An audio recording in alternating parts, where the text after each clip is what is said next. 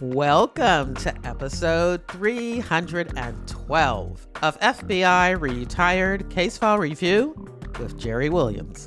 I'm a retired agent on a mission to show you who the FBI is and what the FBI does through my books, my blog, and my podcast case reviews with former colleagues. Today, we get to speak to retired agent John Ouellet, who served in the FBI for 23 years. In this episode, John reviews his investigation of Stephen Blumberg, the most successful book thief in the history of the United States. John learned about Blumberg's thefts from FBI informant Kenneth Rhodes, who has his own very interesting crime story. His investigation led John to Blumberg's 3-story, 17-room mansion in Iowa, packed with antiques and 23,000 rare books and manuscripts stolen from universities in 45 states and Canada. Stephen Blumberg was found guilty on 4 counts of possessing and transporting stolen property. During the trial, the stolen volumes were estimated to be worth $5 million. However, librarians agree the collection was priceless. Blumberg was sentenced to nearly 6 years in prison and fined $200,000. The return of the stolen books to libraries and universities around the country was a major undertaking known as the Omaha Project, led by the Omaha Division's Des Moines Resident Agency.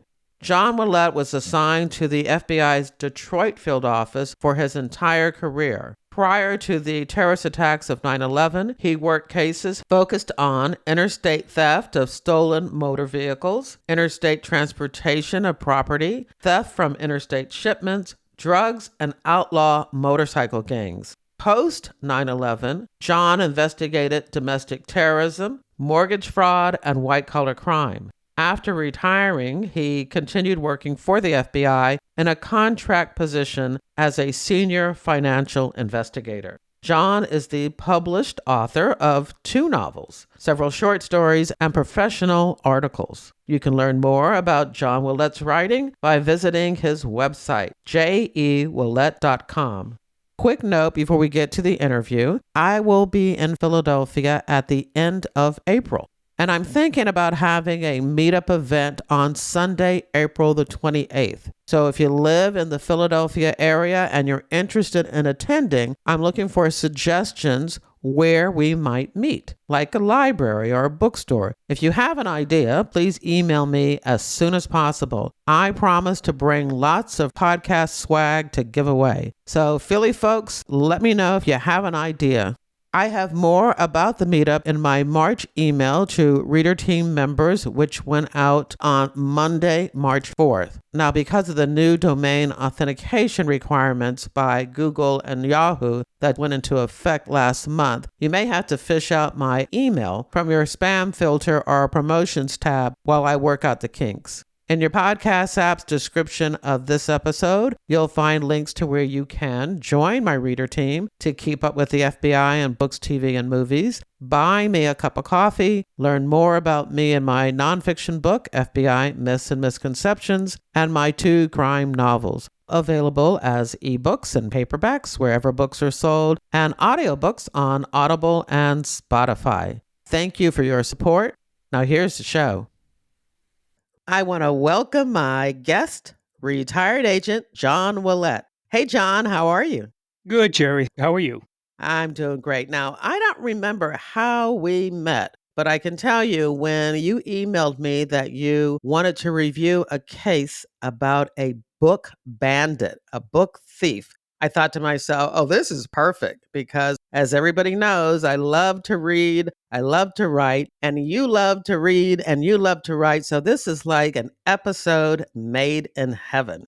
We are going to, at the very end, talk about our love of writing because you actually have written 2, I guess they're horror novels? One's a horror novel. It's actually 2 novellas that put into one book. And the other one is based on true fact of a boy who was sent to Ramallah and was actually caught in the 1967 Six-Day War when he was 9 years old. And his escape from there with the help of the Israeli soldiers. The Captive Dove is which that one was. Those both sound very interesting, and I would love to hear more about how you got into writing and where you want to take your author journey. But since this is called FBI Retired Case File Review, we're going to take care of reviewing the case first. So, Book Bandit, where do you want to start? Well, actually, we'll start with Guinness. The Guinness Book of World Records has called Stephen Carey Blumberg the most prolific book thief in history. I don't know if that's a legacy that I would want to pin on my family or myself, but he did win that by a long shot. My introduction into this thing was really kind of fortuitous. Most cases, as you know, Jerry, they end up being sometimes months, years in the making. This basically hit within a couple of months. I had gotten a call, this is January of 1990. My father was dying. I had just gotten a call from my mother, and he was dying in the hospital. I went into my boss, Special Agent Supervisor Jess Lopez, and I told him, hey, Jess, I got to go home. Do you mind if I take a few days off? No, John, go ahead. And I noticed on his desk, remember the old days when you took a library book out, you had those book slips in the back of the book where you'd actually take your card? Yeah, where you write your name on and they stamp it. There you go. There was a couple of sleeves on his desk, some old ones. And I noticed one was called a Curtis book. And I didn't know what it was. And I said, Jess, what's this? And he goes, oh, an old retired agent called me up, said he had an informant who had a guy who was stealing books. I said, save the case. John, go home and see your dad. I said, I will, but save this case for me. Something inside me told me this was going to be a good case. So I went home to see my dad. And I remember the date. It was the 28th of January, 1990. And he was in the hospital, and we watched the 49ers, unfortunately, unlike yesterday, crush the Broncos 55-10 in Super Bowl, I think it was 24. I spent a few days with him, and then I came on back. Jess, my boss, true to his promise, he kept the case for me. So I got a hold of these things, and one of them, like I said, was the Curtis books. Now, I knew nothing about these books. I knew it was an old book. It was an old label. Don't forget, it was pre-internet, so nothing was on the internet. It's all phone calls. It's actually one-on-one. What I did is I called Wayne State University Library, closest one in Detroit. And I said, listen, I have this book called Curtis Book. Do you know what it is? She had no idea. But she said to me, there's a guy named William Moffat who is like the expert on historical books. Give him a call. I didn't know William Moffat, but I found out that William Moffat, who passed away in 1995, incredible man. He was named 100 of the most important leaders in the 20th centuries by American libraries in 1990. He's primarily known for capturing this individual named James Richard Shinn. James Shinn was, prior to Blumberg, the most prolific book thief in American history. But more famously, the Dead Sea Scrolls had come out. The historians were keeping them to themselves. And Moffat lobbied to get the Dead Sea Scrolls through the New York Times out to the libraries and to the public. And he was able to do so. Because of him, the Dead Sea Scrolls actually became public. If it wasn't for him, probably now they would have been out. But for years, they would have been hidden. So I got to talk to him. Incredible man, very generous man. I asked him about the Curtis books. He knew a little bit about them. In 1905, Edward Curtis decided the West was dying. Native Americans, their tribal identity was dying. So in 1905, he went out and took 20 volumes of photographs of Native Americans in their lives. He had a picture of Geronimo. He had pictures of all these individual Indians in their garb and in their native dress and whatnot. He passed away in 1952. He created 6 volumes, which were 2 feet by 3 feet in size. And this is what I had. I had a label from this. Again, I had no idea what it was. Mr. Moffat knew it. He knew what it was. And he ended up telling me the person who can tell you where these things might be. And I don't remember his name, fortunately, because he wasn't one of my favorite people during this investigation. He was from England. I got his name. I made a phone call to him, explained the situation without giving a lot of details. I told him I had this book plate, and he called me daft. And I said, did you call me daft? And he said, yes. He goes, that's crazy. Nobody would have these. There's only 6 of them in existence. They're all under lock and key. Nobody could ever get a hold of these things. You're crazy, or the person who gave it to him are crazy. So I thanked him very much. He did give me the name of the people who might have them. One of them was USC Library. So I called the USC Library, and they said, well, we have this back in our lock stack, and we actually lend it to Paramount Pictures, because Paramount Pictures uses it to dress their Native Americans for the Westerns. But they don't do that anymore. They gave it back to us. I said, do me a favor. Can you look to see if it's there? Well, of course it's there. It's on the lock and key. It's a very secure area. I said, humor me. Just check to see if it's there. Now, again, no internet. This is the beginning of February 1990. They called me back and they said, it's gone. And I said, how long has it been gone? He goes, we have no idea. They didn't even know it was missing. No, didn't even know it was missing. They said these things are caged up. There's no way into these things. So I said, well, thank you very much. I said, I think I might know where it is. They asked questions, and of course, I couldn't give them the answers. And we left it at that. There was another book plate that I got a hold of, and it made no sense to me. All I know, it was from Oberlin College. I called Oberlin College, and I can't remember the name of the book. And again, they gave me the same thing. It's part of the Zamorano 80, and I'll come back to that later. That's a pretty significant part of this case. It's part of the Zamorano 80 collection. It's under lock and key. It's worth millions of dollars. We got it. I said, humor me, go check it out for me. They call me back the day later. It's gone. So I said, okay, maybe we have something here. On the 18th of February, my father passed away. I went back to the funeral, put everything on hold, came back after the funeral, and I went to see Ed Mason. Ed Mason retired in 1972 as a supervisor with the FBI, lived in the Michigan area, and he was now head of his own security company. I called him on the phone. He said, give me 2 days. I'll have the informant up here. So I waited 2 days. I went down and I met Mr. Mason and his informant, Kenneth Rhodes. Kenneth Rhodes is a Santa Claus of a guy. He's a big, burly fellow, gray beard. He had become an informant to Ed Mason back in the 70s. And before I go on, so the listeners will know, a lot of different types of informants, Jerry, as you know. Some do it for retribution. Some do it because they got a hammer on them and they're trying to give some credit. Others do it purely for money. Kenny Rhodes did it purely for money. Right up front, that's what he said. Matter of fact, when I introduced him, he said, you were not the first person I came to, being Ed Mason. I said, well, what do you mean? He said, I went to the libraries and asked them how much they would pay me to get these books back. They all said I was crazy, just like they told me. And they said, we're not going to give you anything back. So he says, I went to the highest bidder. I said, Ken, we haven't offered you a penny yet. I don't know what you're talking about. Then he explains the story to me. He says he'd been hanging around with Stephen Blumberg since the 1970s. Stephen Blumberg was in the antique business. Kenny Rhodes was in the antique business. But Kenny went around to antique stores and he went around to auctions and bid on them and didn't steal them as far as we know. He never told us he did. Stephen was a little bit more bizarre when it came to it. A little background on Stephen Blumberg. He was diagnosed as a schizophrenic as a teenager. Lived in Minneapolis, and as a boy, 8, 9 years old, he would stand out in front of these mansions that were being torn down. Now, in Minneapolis, back in the day, they were going through a big urban renewal, and a lot of these old mansions that were taken down. So he would stand there, and the workers would say to him, what are you doing here, kid? Doorknobs. Excuse me? I want the doorknobs. Some of the workers would sit there and say, no, we're not going to take time to take doorknobs, but a lot of them did. They took the doorknobs off and actually gave them to him. Now, these are old, ancient 19th century doorknobs. So Stephen started collecting these things. As he got older, still hung around these mansions, but he would hang around with kids, with Native Americans in Minneapolis. A lot of them were 14, 15 years old. That's a different part of the story that was really never addressed. But he would hang around with these 14, 15-year-old boys. He would go through the obits in Minneapolis. If somebody from the mansion died, then chances are the mansion would be empty on the day of the funeral. He would go in on the day of the funeral and take things apart. Ken Rhodes told me he would take stained glass. He would take, of course, the doorknobs. He would take any antiques that they had, and he would take fireplace mantles. And I said, fireplace mantles. And I'm picturing my fireplace mantle where I have a candle and a picture of my kids. He goes, no, John. He goes, these are fireplace mantles you can actually stand under. They're huge, and they're maple, and they're mahogany. So again, I'm taking all this thing. I'm trying to get around to the books, but he's going on about Steve. He tells me the story about Steve when he starts hanging around with him. Now, granted, he is not hanging around with Steve because he's interested. He knows Steve is a thief. He is trying to get Steve to the threshold where it's going to make him, Ken, as much money as he can. So he's taking all of these architectural vintage artifacts and he's stealing them. He's creating his own, I guess, estate sale, except for he's not selling the stuff. He's just taking it. Is he keeping it for himself or is he selling it? A lot of the stuff, the artifacts he does sell, they proclaim him an expert in stained glass. Now, I don't know what an expert in stained glass is, but I'll take it for granted that he was an expert in the manufacturing, the actual maker, the design. He would keep most of those, but he did sell a lot of those. In San Antonio, Texas, which I'll come back to, he had an antique store, and he would sell a lot of that stuff in antiques down there.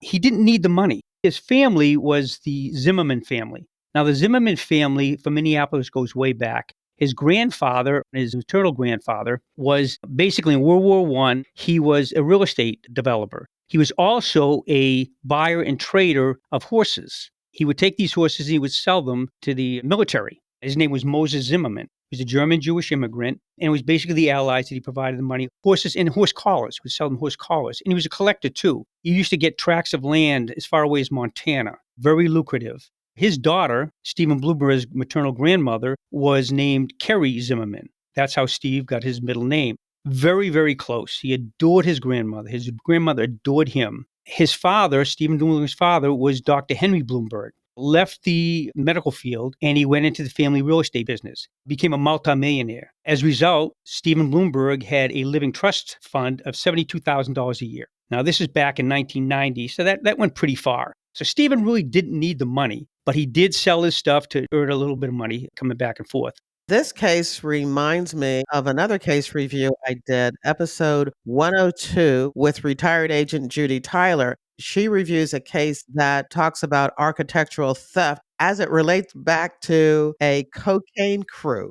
I'll have to put the link to that episode in the show notes for this one for anybody that is as interested as I am in this architectural theft aspect. I also did another case review, episode 116 with Dan Riley. It was about rare document thefts, and I'll put the link to those in the show notes for this episode.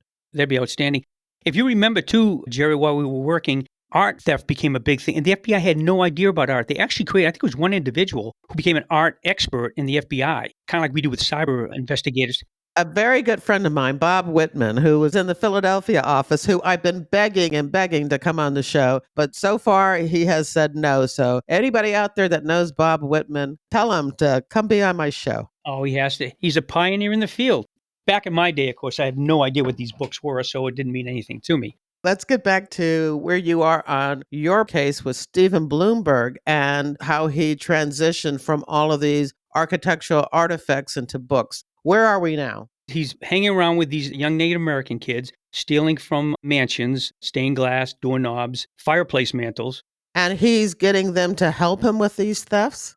Exactly. I mean, these things are big, heavy things. The stained glasses are huge stained glass pieces. And he's using these kids to help him bring these things and store them. He had an apartment. Stephen Blumberg, had an apartment on Hennepin Ave. A lot of this I get from Ken. A lot of it I get from the actual transcript of the trial. But Ken tells me that there was a rickety old fire escape in the back. Now, Stephen Blumberg is 5'7", 130 pounds, soaking wet, but he's lithe. It was an old apartment, but he couldn't go through the main doors with all this stuff. So he would climb up this rickety fire escape, and Ken would be scared to death. It would be shaking back and forth.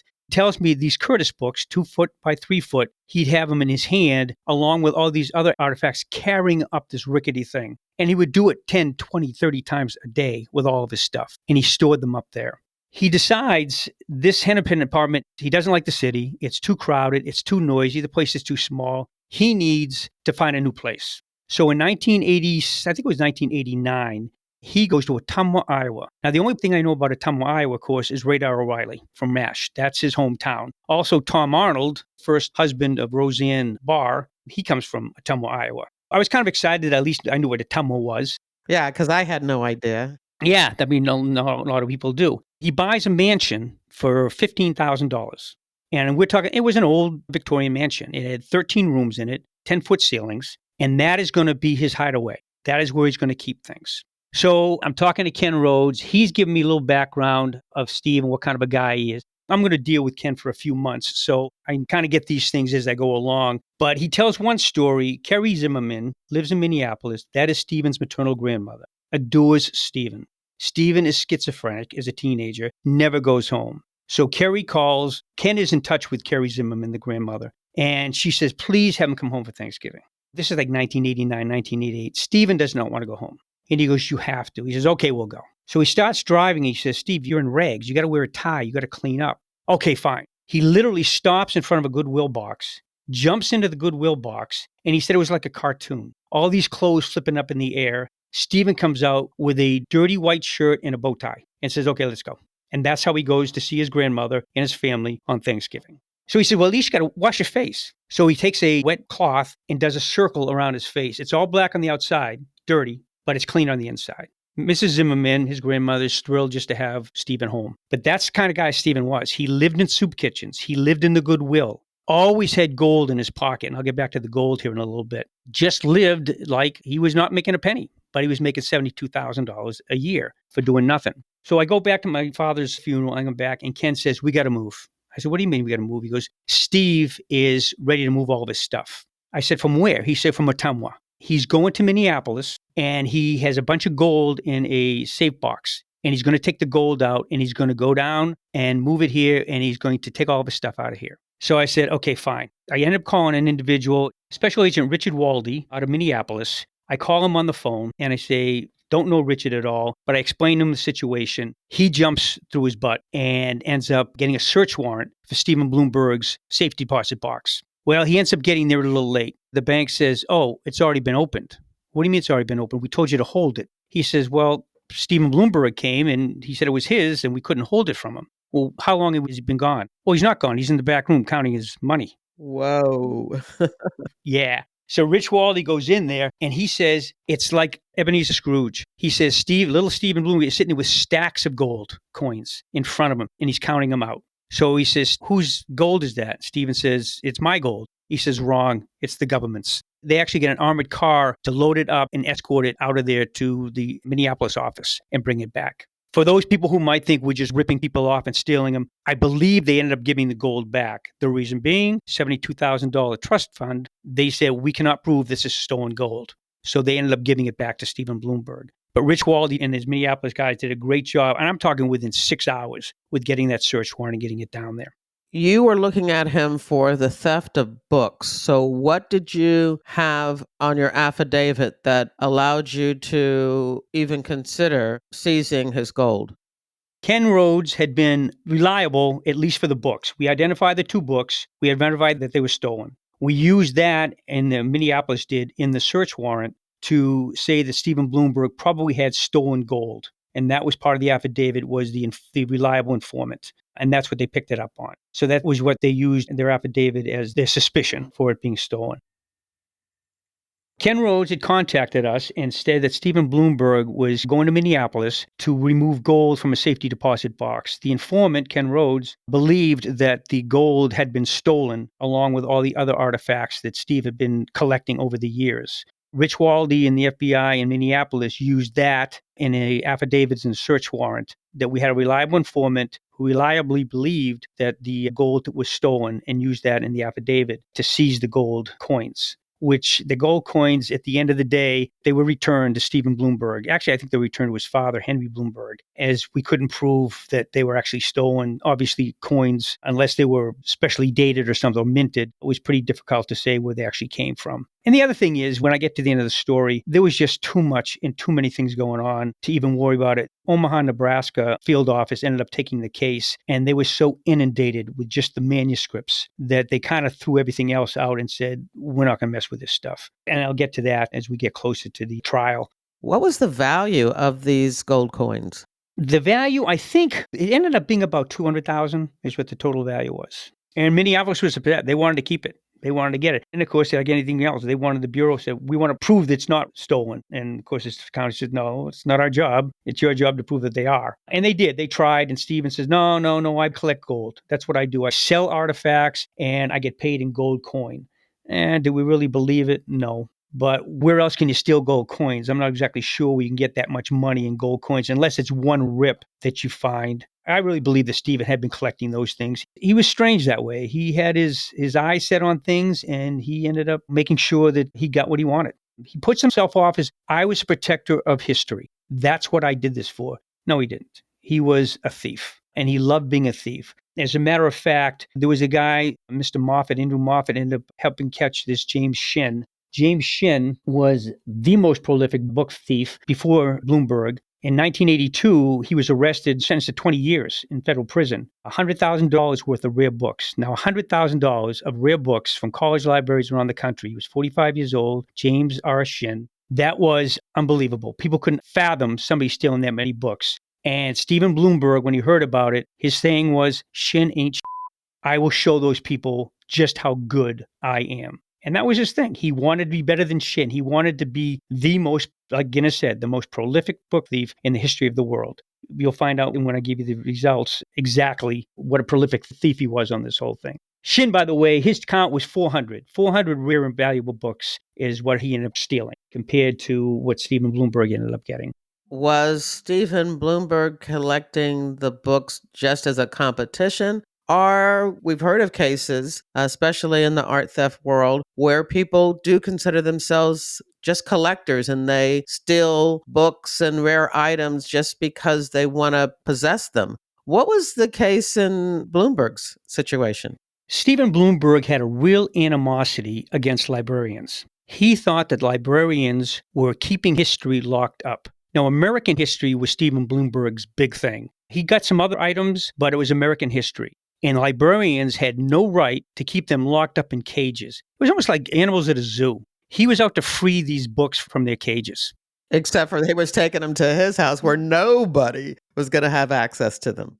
Absolutely. As a matter of fact, in the Detroit field office, whenever I came back, my case was known as the case of the overdue library books. I love that. And that's kind of what Stephen Blumberg said.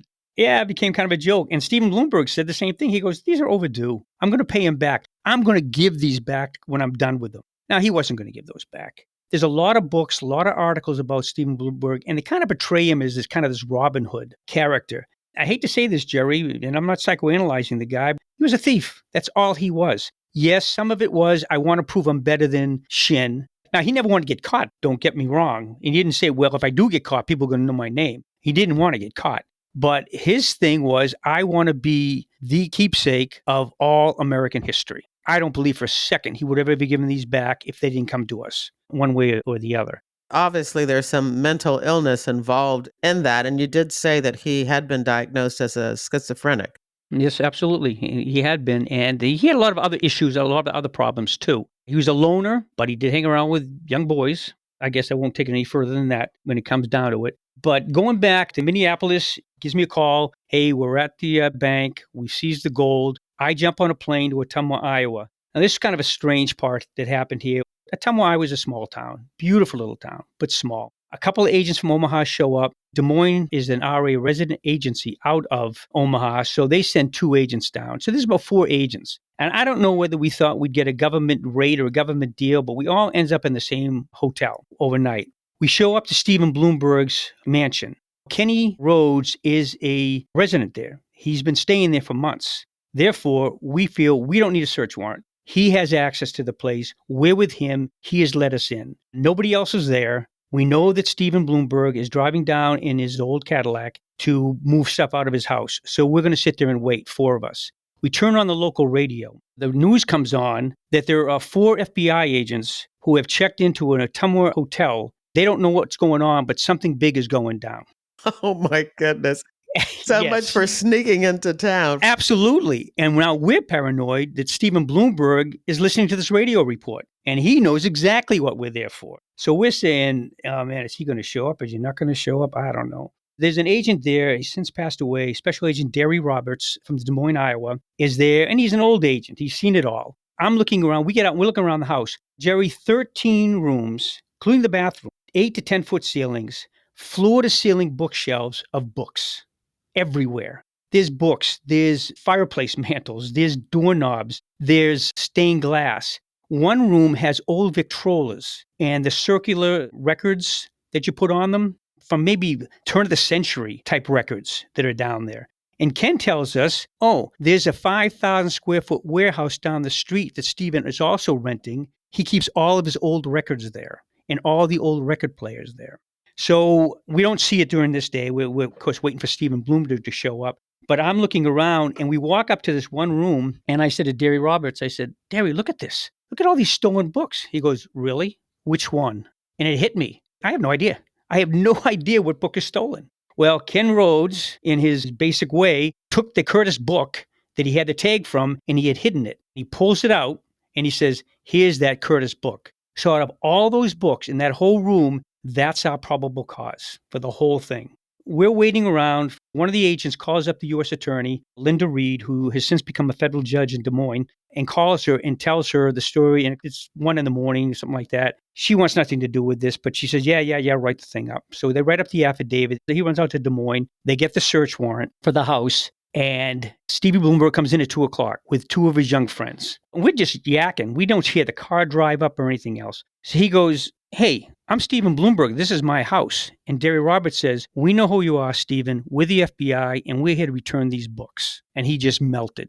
And he looks at Ken, and Ken is yakking away with us, and it hits him that this guy I've known for 20 years, this guy who I brought back to my house in Minneapolis, this guy who I let live in my house is a criminal informant. So he just melts, and we basically get the arrest warrant. He sits around for the arrest warrant. At that point in time, Derry Roberts calls his SAC, his ASAC in Omaha, Dennis Akins, and said, "Hey, Denny, we got a situation here in Ottumwa. We got some books that are stolen. We got to bring them out of here." "Well, put them in a box. Just put them in a box and bring them back. What are you waking me up for?" No, you don't understand. We have books."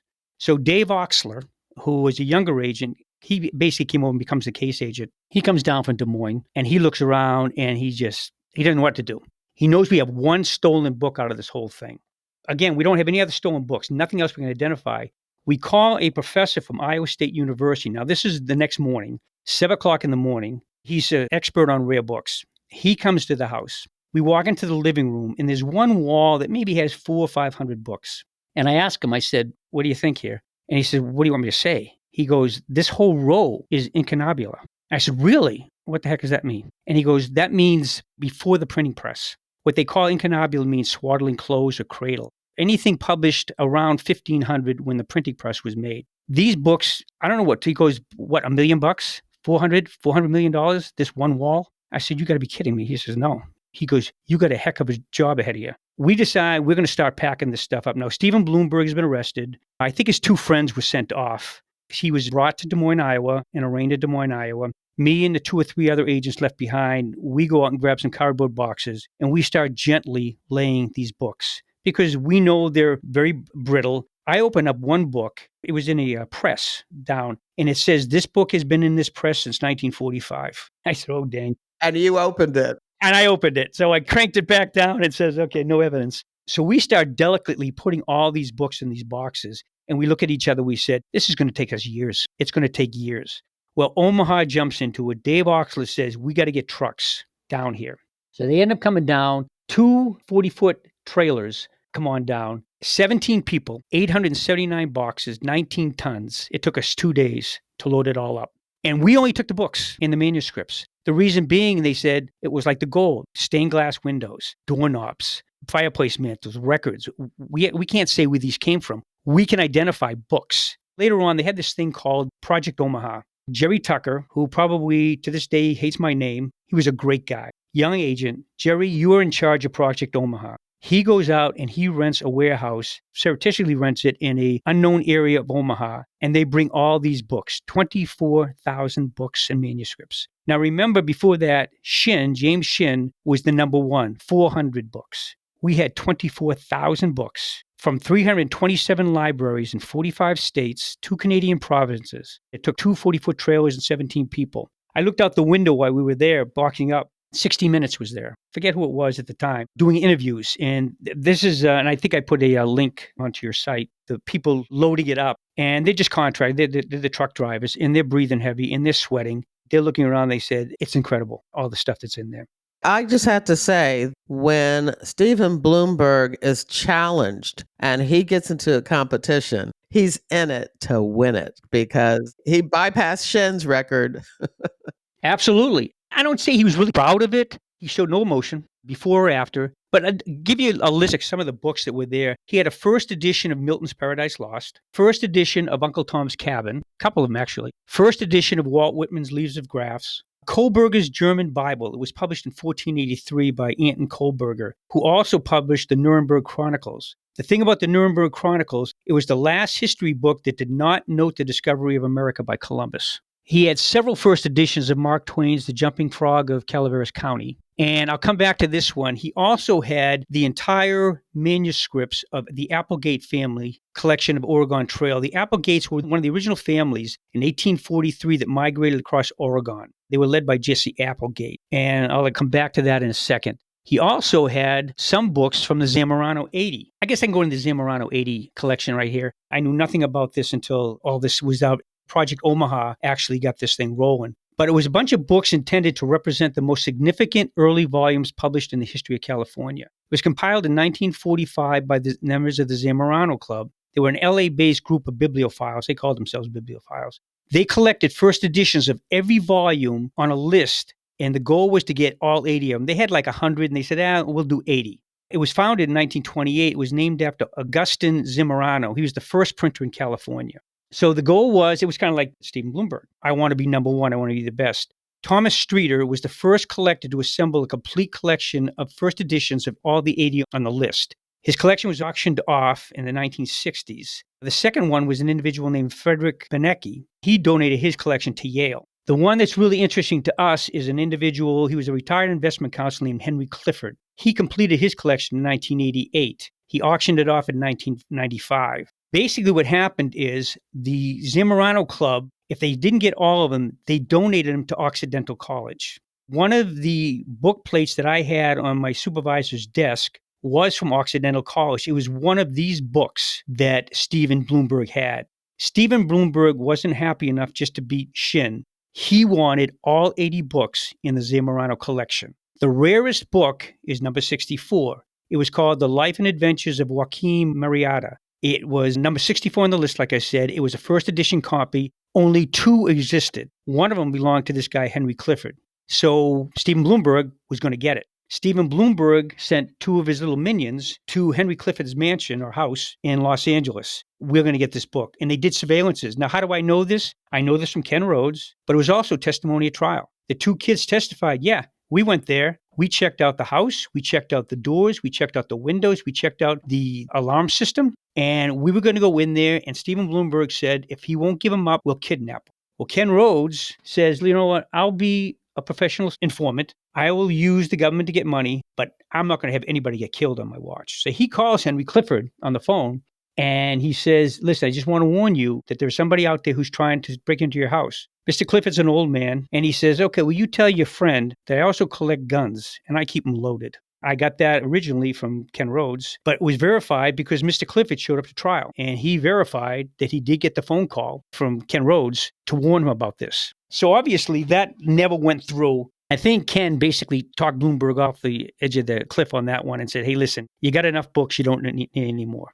Right. Especially when it comes to actually risking someone's life or doing harm. I also want to just say here that when I was doing my research, because even though my guests do all of the presentation, I like to know where the story's going. And as I was doing my research about Stephen Blumberg, and there's a lot of stuff out there, I came across an article from a medical journey that talks about people who steal books. So I want to make sure people know about that. I will put a link to the article in the show notes for this episode because it's really fascinating. I'm still not sure if he is just a thief or if he's got this psychological need that involves around books. This is a strange one when it comes to motivation. It really is. As a matter of fact, that's a good point you brought up, Jerry. That was his defense. He pled not guilty by reason of insanity.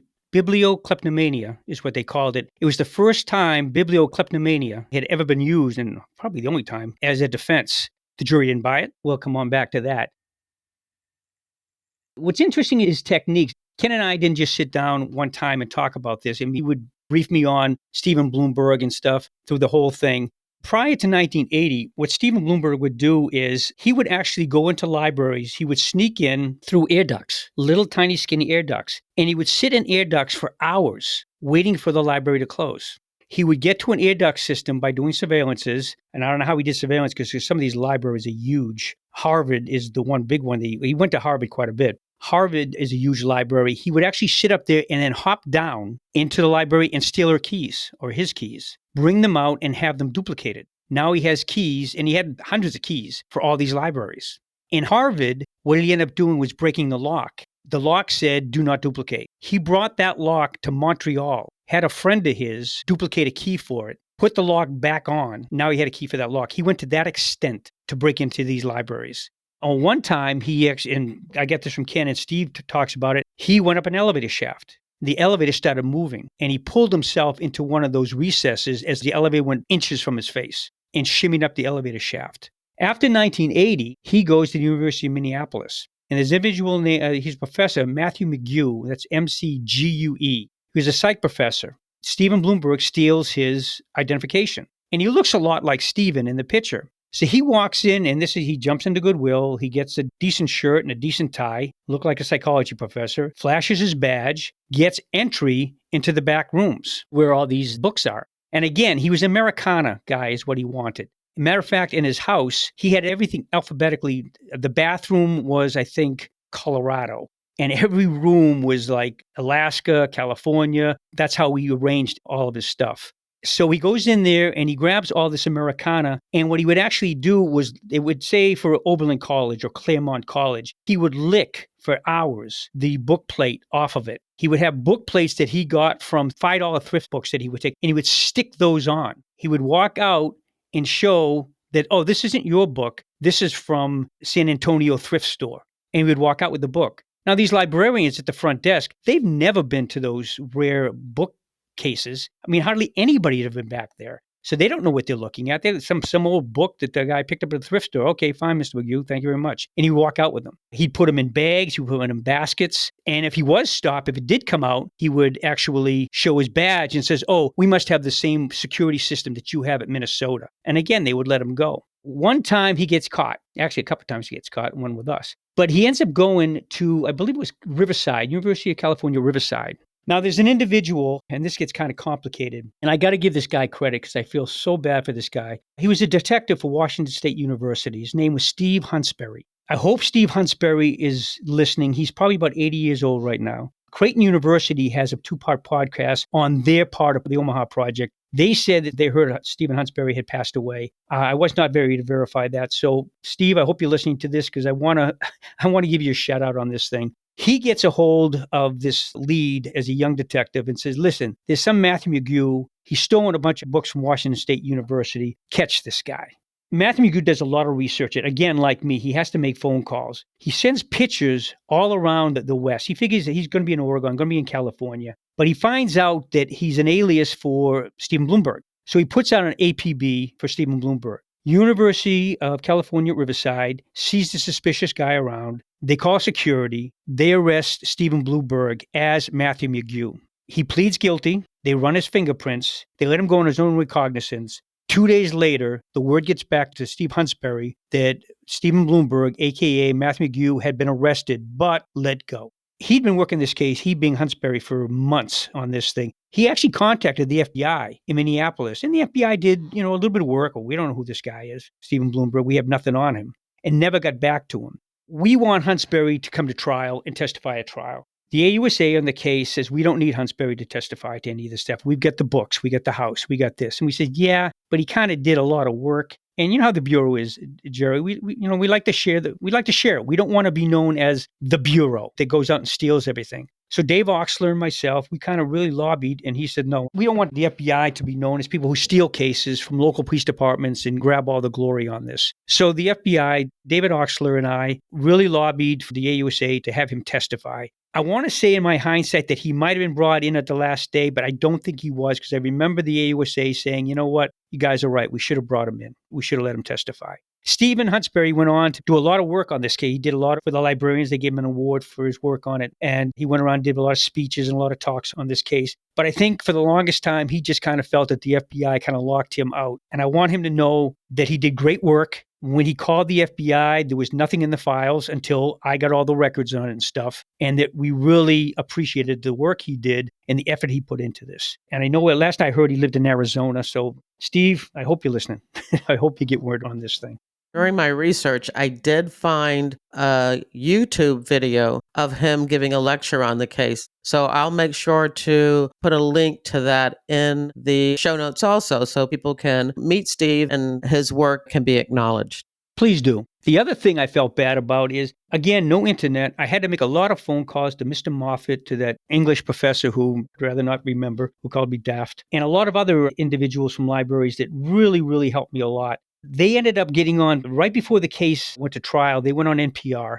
And one of the women librarians, I forget the name of the association, said that Stephen Blumberg was crazy. And you and I both know the AUSA went absolutely berserk. And we said, what's the big deal? We know that's going to be his defense anyway. What different? Well, we don't want them testifying because they think he's crazy and they're going to hurt our case. So we never invited any of the librarians to testify. And the U.S. attorney felt we don't really need them to investigate, to testify. But it was a really big deal. You're a book lover. I'm a book lover. These librarians were devastated. They went back into their library. They did inventories of everything. And they found out that they had lost a lot of books. These weren't books published by me, that anybody get out of the library. Nobody cares about if they lose it. This was Americana. They were very upset that these things were stolen. I would have liked to have given them their day in court, literally, to talk about victim impact, because there was a very big victim impact on this. I want to go back to the Applegate family collection as an example. It was stored at the Oregon University Library. A woman named Shannon Applegate, who was obviously a descendant of Jesse Applegate, wanted to write a book on it. She did write a book. It was called Skookum, an Oregon primer of a family history and lore. She got a lot of this stuff. She ended up publishing in January 1988. And she did a lot of this stuff with public access information. But she said, you know what, I want to go back. I want to see the actual manuscripts. I want to actually see what Jesse got a hold of, what they were referencing. She goes back to Oregon University and she sits down and says, I'm Shannon Applegate and the Oregon Primer. I wrote this book and I'd like to see all this. There were letters, there was Indian treaties, there was railroad documents, stock certificates. It was basically 20 feet of manuscripts that were found that she wanted to look at. So they're back in their archives, they being the librarians, half hour, 45 minutes, an hour. And Shannon's like, what's taking so long? Why can't they find these? They come back and they said, they're gone. We can't find them. This is 1988. She goes, obviously berserk. She says, what do you mean you can't find them? Based on that, they gave polygraphs to everybody at the library. Several of them got fired for doing it. Others quit based on it. They were so concerned that they had lost these things and they never thought they'd get these back. Well, Stephen got them. Stephen Blumberg had those. And he testified later on. He goes, yeah, I wasn't into manuscripts. I kind of wanted books. I didn't want artifacts and stuff, but they were there. And it was Americana. So I just grabbed them. But it wasn't in a book format. It was just all this folder type stuff. We found those at the house. I'll jump right to the trial on this before I go to Project Omaha, because Project Omaha, which I was not part of, Project Omaha, you know how field officers are. Detroit said, we want the case. We uncovered it. We want to look at this case. And basically Omaha said, fine, we're going to send you 24,000 volumes and have fun with them. And Detroit punted and said, yeah, no, you guys better do it yourself. So for 2 months, they had this warehouse set up and they said, we've got to get these books back. Jerry Tucker did a fantastic job and they were able to return a lot of these books. How did you feel? Because here you are, the case agent. You knew this case was something when you first heard about it, when you first saw those book plates on your supervisor's desk, and you asked him to save this case so that you could work it. And now there's a point where it is an amazing case. It is a groundbreaking case. It is phenomenal, the fact that all of these volumes of rare books were found, and you've got to turn this case over to another field office, to another case agent. What's your thought?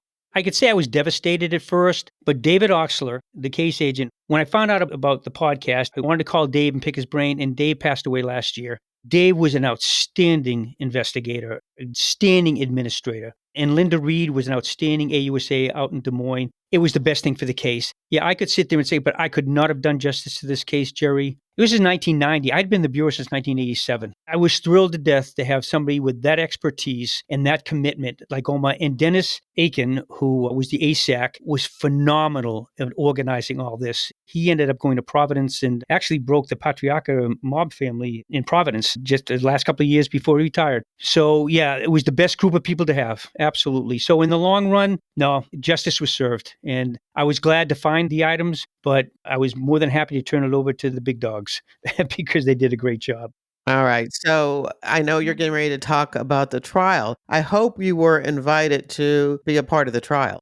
I was. I did get to testify. I was sequestered for some of it, so I didn't get to hear all of it. But there were a couple of interesting things that happened on this. Ed Mason, that was the one thing that Linda Reed gave us. Ed Mason was the individual, retired in 1972, great old guy. He had Kenny Rhodes as an informant for years and years. So I did lobby to get Ed Mason to testify at trial. So she said, okay, we'll have him on. So he came out. I testified, and I testified that Ed Mason was a former FBI agent.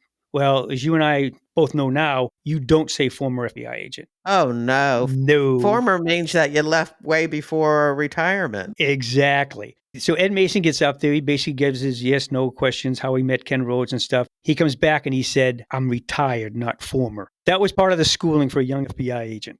Also, why I'm testifying, I'm being crossed by defense, and they're asking about Ken Rhodes. Going back, we gave Ken Rhodes $6,000 for services and expenses. That's usually kind of common. You get authorization from the U.S. attorney. Yeah, he's traveling back and forth. Let's give him some money. But at the end of the day, we said we're going to pay him $50,000 cash. So I'm at Comerica Bank in Detroit, counting out $50,000 cash, getting an armed escort over to the hotel that Ken's staying at, and we give him $50,000. Now, that was going to be problematic at trial. We both knew that. Defense attorney knew that. So defense attorney is saying this was not Stephen Blumberg. This was not him going out stealing stuff. This was Kenny. Is the one who set up all these libraries. Ken Rhodes is the one who set up the Ottumwa, Iowa. Ken Rhodes is the one who got the gold up there. You paid him money. He's a professional informant. And I'm saying to myself, no, Ken, he told me I'm up here for the money. I paraded this around to other people. I went to the highest bidder. And I'm looking down and in the audience, and I know what the defense is doing. He's trying to trap Ken Rhodes. And I look down into the pew, and Ken Rhodes is sitting right there. So I step down, and defense says, we'd not like to call Ken Rhodes. Ken stands up, and the defense attorney's face dropped. And he said, he wasn't supposed to be here hearing this testimony. And the judge said, I don't think I heard you ask him to be sequestered. And he wasn't. So he basically parroted everything I said. It was legit. I mean, he didn't lie. I didn't lie. He basically said, no, these were Stephen's books. I knew he was doing it. I knew he was going to these libraries. I saw him do it. I waited till he had a good cachet so I could get the most money I wanted. And of course, that helped us with the defense. Now, whether that would have burnt him with the jury or not, I don't know. Probably not. But it was just kind of interesting. He was able to sit there. As you know, most people are sequestered, especially when you're going to testify. It didn't take long. It was basically, we arrested him on March 20, 1990s. We arrested him. He was sentenced in July of 1991. He was 41 years old. He ended up convicted. He was sentenced to 71 months in prison, $200,000 fine. He ended up doing 4.5 years, and he was released in 1995. The effect on the librarians, going back to this, is, and I didn't really understand it or appreciate it as much. I used to tell my children,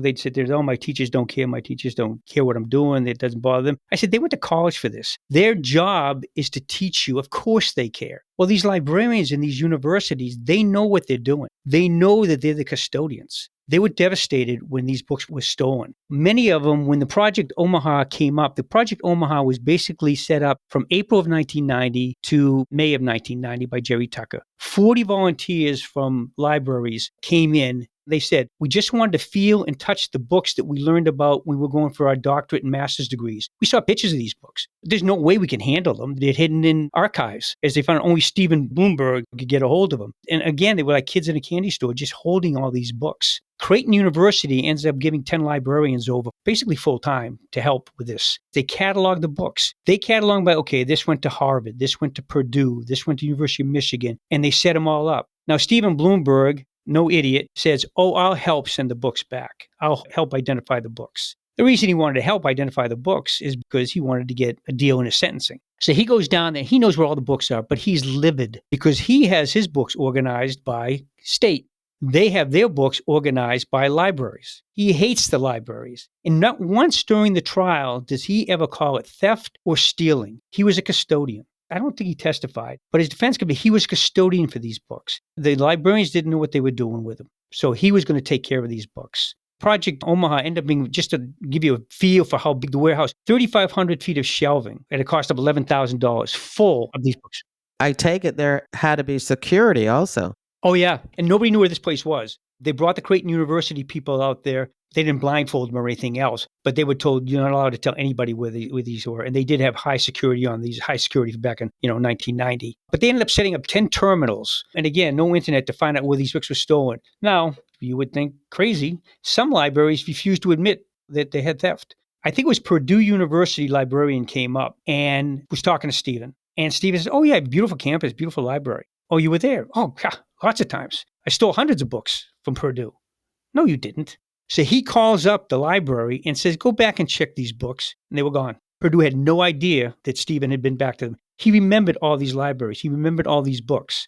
Did he read them all? Ken said he read them all. Ken Rhodes said he read them all, but Stephen said, no, I referenced them. I obviously couldn't read every one of these darn books that they came out. Another thing interesting about Ken, I forget who it was who wrote the article. There was an article written. He was at the trial, and he wanted to talk to Ken. And true to form, Ken said, what's in it for me? And the guy said, well, nothing. I just want to interview you. Well, I'm not talking to you. Wow. Yeah, if he wasn't going to get paid, he wasn't going to talk to anybody about this. So we're back to the effect on the library. As you know, the trouble with informants. Ken Rhodes, he was a different, unique kind of guy. I'll give you an example. I think it was probably 1998, 1999 or something. I get a phone call from a county sheriff up in northern Michigan that said, hey, we had just arrested Ken Rhodes with some drugs. He says he's working for you. And I says, no, he's not working for me. But Ken was going to use my name. He said, well, he's from Texas. He brought a load of cocaine up from Texas, and we're going to arrest him. I said, go for it. He's not working for me anymore. But that's the kind of guy Ken was. He had been doing that with Ed Mason since 1972. Now, a lot of informants will do things. They'll do it to save themselves. They'll do it for retribution against somebody, or they'll do it just for money like he was doing. And most informants, we have what they call OIA, otherwise illegal activity, meaning I might need to smoke a little bit of dope. I might need to move a small amount of marijuana or cocaine. The U.S. attorney says, okay, they have authorization to do that because of the situation they're in. The OIA for Ken Rhodes was he was allowed to be with Stephen Blumberg. If there was any thefts going on, he would be immune from those thefts because it was part of what he was doing. But there was nothing egregious. There was no drug moving or anything else he was supposed to be. Ken, he avoided those. He went over and above OIA all the time, moving large amounts of drugs. Never hurt anybody except for the story I'll tell you in a little bit, that I know of. He basically stayed within his confines. But I'm back in Detroit. The trial is ongoing. Stephen Blumberg, he's in custody, obviously not on his own recognizance. He ends up being asked to go back to the mansion to check on his belongings. He's brought back under armed guard, and the mansion is completely cleaned out.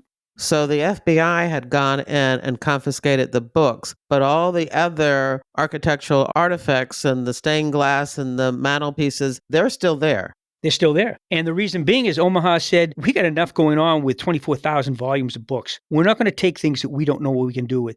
That warehouse I told you to begin with that had all those records and all those old phonographs, that was left intact. There was also an antique deal shop down in San Antonio, Texas. I forget the agent's name down there, but he called me and said, John, what are we going to do with this? And I said, can you identify any of the stuff? He says, no, it's artifacts, it's antiques. So they sold it.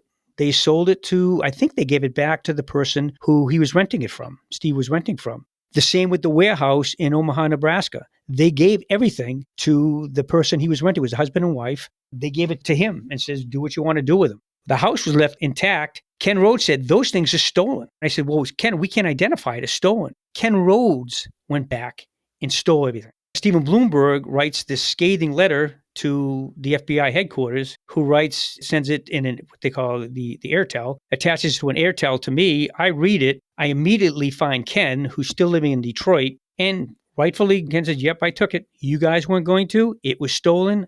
I took it. So he brought me to his warehouse where he kept it. And I said, Ken, this is all going back. So we took it and sent it all back to Omaha, Nebraska. And they were not happy with getting all this stuff back. I don't know what they did with it. Chances are they auctioned it off with the marshals, I would imagine. But it was some beautiful pieces. And again, once this thing went to Project Omaha and Jerry Tucker, I was basically out of it. That's the part I really would have liked to gone and seen. But travel budgets being travel budgets, Detroit said, no, you don't need to be there. And I had other things to do at home back in Detroit. So I kind of left it there. But it would have been nice to see what Project Omaha looked like. If you get a hold of Jerry Tucker, he'd probably do a whole thing on how that Project Omaha worked out for him. But anyway, we ended up sending all those back, and Ken went on his way. I did have one more dealing with Ken on a drug case, which went pretty well, but not that great. Going back to Project Omaha, it was kind of interesting. There was 4,000 volumes that, as I said, either universities were not admitting to having stolen, or that Project Omaha just could not identify. Because Creighton University did such a bang-up job helping with volunteering, 4,000 volumes went to Creighton University. Going back to the Applegate papers, there was one, Elizabeth Goltra. She was part of the journey on the Oregon Trail. She created a diary in 1853, and she was a teenager at the time. That was part of the Applegate papers, but they couldn't find them. Project Omaha identified all of the rest of the Applegate papers, sent them back to the Oregon University. But the diary of Elizabeth Goltra could not be located. Creighton University, and this was just recently, as a matter of fact, Creighton University went through, we got to identify all these things because a lot of people want to know about all the things that we got from the FBI on this, and we're going to create an own section of it. So they went through and they assessed and itemized all of them, and they come across this Elizabeth Goltra Oregon Trail. The individual in charge at the time, I can't remember Creighton, says That was from the Applegate papers. Contacts Oregon University. I don't know if Fraser Cox was still in charge of the Oregon University Library at the time. They find it and they give it back to them. Now the Applegate collection is complete, but it took almost 20 years for the Goldthwait Diary to be identified and brought back to Creighton University. So that was a good ending. It was good, happy ending for that whole Applegate case. Because again, remember, Oregon University librarians were accused, they quit, they were polygraphed, and it was just really kind of a mess to their entire system there. Since then, by the way, just to let you know, the libraries now have taken this very serious, and Stephen Blumberg, unbeknownst to him, did a great job. You don't get into those things, tight security. You don't go in without guards and without security cameras on you and all these other items. And I'd like to end this thing with something that was really interesting. It's just an update of Blumberg. In 1997, Blumberg, out on his own, he's saying he's a custodian of the books. He's just a lover of Americana. Well, he was a thief. That's all he was. He was convicted of burglary of antiques in a Des Moines house in 1997. He was again arrested in 2003 for burglary in another house in Iowa, and he was convicted in early 2004. He gets out. He's arrested again in June of 2004 in Knoxville, Illinois, for violating his probation. He was put on probation in 2004. He violated his probation. So far, no libraries or as anyone knows, he's hit. It's mainly houses. In 1999, they find that somebody is living in the mansion in 1999. It gets lit on fire, and it's then torn down right after the fire. And they believe it was Blumberg who lit it on fire and ended up having it torn down. Reinert Library at Creighton University, they received 4,000 books that were not claimed by Project Omaha. They receive a letter from Stephen Blumberg, and I'm going to quote the letter. I am writing this to notify you that I am intending on taking actions to regain my books taken from my home in Ottumwa, Iowa, and subsequently given to your institution. None of the books found in my house could be claimed by your institution. My current circumstances have constrained me whereby I can't effectively reclaim my collection. But in the future, this I intend to do, and it is only fair to notify you. Believe it to say, Creighton University is on the watch. At 75, 76 years old, I don't think Blumberg's going to be climbing through air ducts, but Creighton University is taking it very, very serious. Wow. He is still adamant that he is the true custodian of those books. Absolutely. Absolutely. Well, this is fascinating. You told us what happened with Stephen Blumberg. Whatever happened to Ken Rhodes, the former informant? Did you ever work with him again? I'm glad you asked that. Yes, I did. It was about a year, maybe two later. Ken Rhodes is still living in Detroit. He's from Detroit. He's still living in Detroit, and he calls me about a marijuana dealer, a large-scale marijuana dealer. Now, I know he's looking for money out of this whole thing. So we ended up working a marijuana case with the Oakland County Sheriff's Department, and we arrest this individual and seize a couple of vehicles and a boat from this individual. This subject ended up pleading guilty on the case. And then Ken kind of disappears. He told me he was going down to Texas, and he kind of disappears. And then out of the blue, I get a phone call about 7 years later from a county sheriff deputy up in northern Michigan that said they had just arrested Ken Rhodes with a load of cocaine coming up from Texas. And he said he was working a case with me. And again, I know Ken is doing that just to get out of jail free. And I denied it. I said, no, I haven't talked to Ken Rhodes in 7 years. This deal, whatever he's doing, has nothing to do with me. But I did say, if you want to work a deal with Ken, as long as you got money on the table, he'd be good to work with. And I left it at that. And that's the last I heard of him until I tried to check him out and found out he had been killed in jail down in Arizona.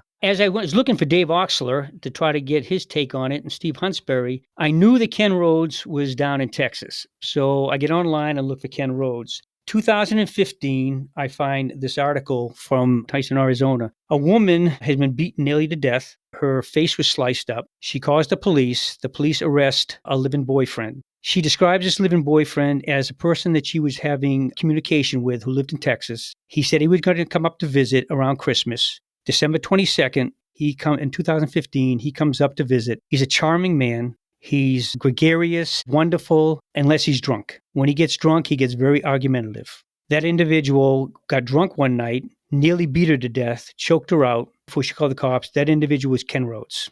Ken Rhodes is arrested. He's brought to county prison, and that night his throat is sliced, and he's killed by another inmate in prison. Whoa. Not a very happy ending for Ken Rhodes.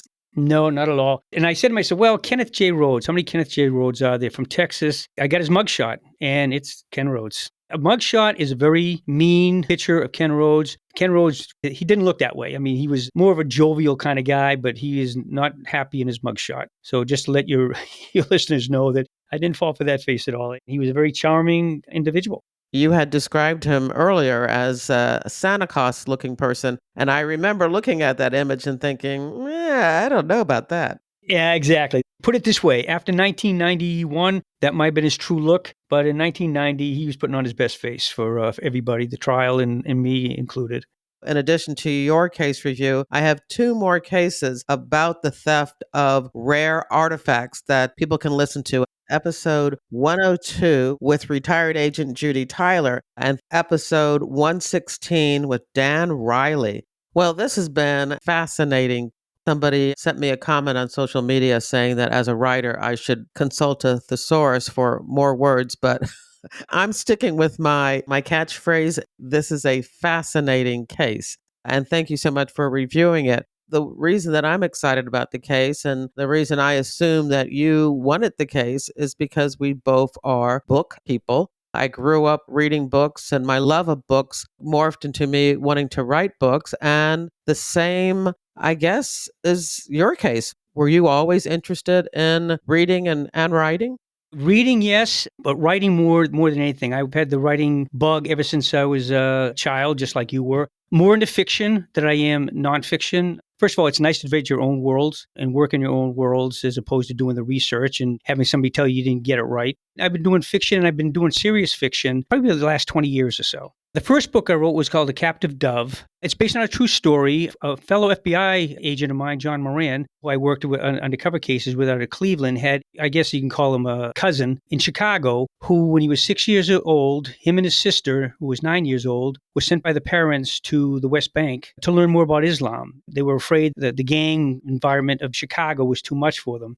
They went with their grandfather, by the way. He passed away while they were over there. The sister, Sue, was repeatedly raped by the cousin and sent back to Chicago. Joe, 6 years old, he ends up staying on. And in 1967, he and his young cousin, who was mentally handicapped, went to Ramallah. While they were at Ramallah, the Six-Day War broke out. His cousin was killed, and 9-year-old Joe had to find his way back to the village in the middle of the war. It took 2 or 3 days for him to do it. When he finally got back there, the American embassy had been contacted from the family and said, you have to rescue my son. An Israeli captain and his unit were at the village and took Joe and rescued him, put him on a plane back to the States, back to Chicago, where he lives today. It's a fiction book, but it's based on the story of Joe. And I talked specifically with Joe and his older sister to get the details and stuff. So it was just a fascinating life. He got back to Chicago and could not speak English. It had been 3 years as a young boy, and he had to learn how to speak English all over again. And he was thriving as a convenience store owner with his wife in Chicago.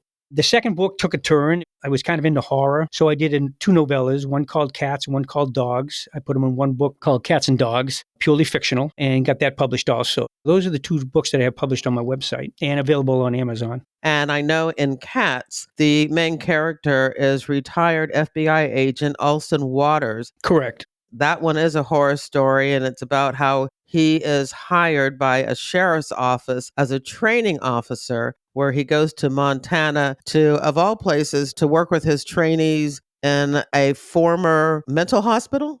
Correct. Right. And that was based on a true...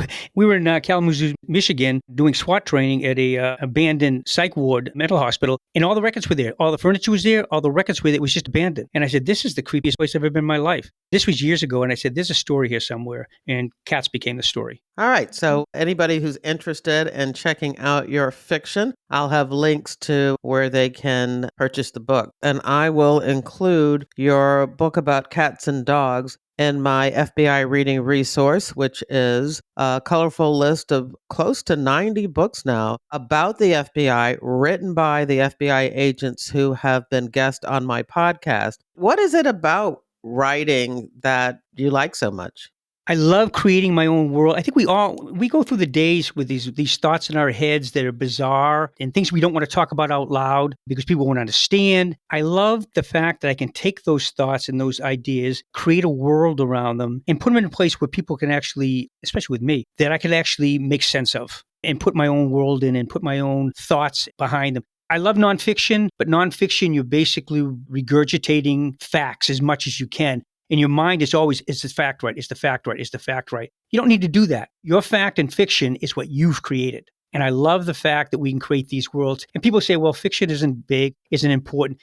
Yeah, it is. Our whole lives are based on fiction. And as I always said, the first fiction writers were history writers. Because as we all know, most of history is nothing but fiction from somebody's point of view. So fiction to me is the real world. That's the world that we live in. That's the world that we can create and interpret. Excellent. It's that time of the interview for me to ask you my standard question, which is when and why did you join the FBI? Thanks for asking. I'm from Boston, Massachusetts. I went to Northeastern University and I got a criminal justice degree. I also got an ROTC commission and I spent 9 years as an infantry officer. My last assignment, coincidentally, was as a reserve officer in Omaha, Nebraska. I was getting a little tired of the military, a little tired of the traveling, and it just so happened in 1987 that the FBI was hiring. They actually had a full-page ad. And like most people who joined the FBI, you look yourself in the mirror and you said, nah, that's not me. There's no way you're going to get in. But I figured, what the heck, I'll give it a shot. Took the test, took the interviews. Fantastic group of people out there at Omaha, Nebraska. They got me in. This was 1986. 1987, June, I joined the FBI. It went along with my military background at government service. It also went around with my criminal justice degree. So I thought it was a great place to land. And my first assignment was Detroit. I stayed in Detroit 23 years. I finished up as a supervisor for the Special Operations Group, which is basically surveillance, also the undercover coordinator and crisis management coordinator. I retired from there in 2010. Then I received a contract job with the FBI as a senior forfeiture financial investigator, basically doing forfeitures for the FBI. I did that for 12 years, and I retired in April 2022 from that job. Well, you've been busy. As people always like to say who listen to this podcast, it sounds like most of my guests really don't know what retirement means. But are you retired now? I'm doing a little background investigations for some private investigators out here. But for the most part, yeah, I'm just trying to get that writing. And like you do, I'm sure, you sit down there and it's been a hard day, a long day. You put on some soft music and you go down there and you create, fiction world. So that means we should be seeing more books from you sometime soon? I'm pushing them, Jerry. I really am. I'm hoping. I've got a lot of them written, but as you know, it's just hard to get the right agent and the right publisher interested in them. Writing is easier than publishing. I definitely agree with you on that. Well, I don't know what you plan to write next, but I definitely think that this particular case, even if you don't write it as a true crime case, would make a great novel. Huh. That's interesting. I have never really thought about it, but yeah, I'm going to give it a shot. Okay. I think you should. Thank you. I think I will. I like to give my guests the last word. So what would you like to say? First of all, I love your podcast. I'm enjoying them. It is so great to hear the inner workings of the cases. A lot of times you just read about it in paper, but to see the machinations behind the agents, how they pulled it off. They don't go into the administration, as we know. It would be as boring to listen to the administrator than it would be to talk about it. So it's just great to hear how cases came together. And I'd like to thank you. It's not often that an old retired FBI agent gets to talk for a whole hour about himself and his case to a person and people who really want to listen to him. So it's just really nice to be able to have a captive audience that really enjoys what you did. And that's the end of the interview. In your podcast app's description of this episode, there's a link to the show notes at jerrywilliams.com where you'll find a photo of John Ouellet, images and links to articles and videos about the book Bandit case, including that study about people who steal books. Of course, there's a link to where you can buy John Ouellet's horror novellas, Cats and Dogs. There's also links to other FBI retired case file review episodes about the theft of rare documents and architectural artifacts. I hope you enjoyed the interview and that you'll share it with your friends, family, and associates. You can show me just how much you liked it by buying me a coffee. There's a link in your podcast app's description of this episode, or you can visit jerrywilliams.com and tap on the little coffee cup icon in the bottom right-hand corner of my website. Don't forget to follow FBI Retired Case File Review on your favorite podcast app. Now, this podcast is all about true crime, but if you're also interested in crime fiction, once a month via my reader team email, I keep you up to date on the FBI and books, TV, and movies. When you join my reader team, you get access to my FBI reading resource, a colorful list of more than 70 books, about the FBI written by FBI agents who have been guests on this podcast. There's nonfiction, crime fiction, true crime, and memoirs.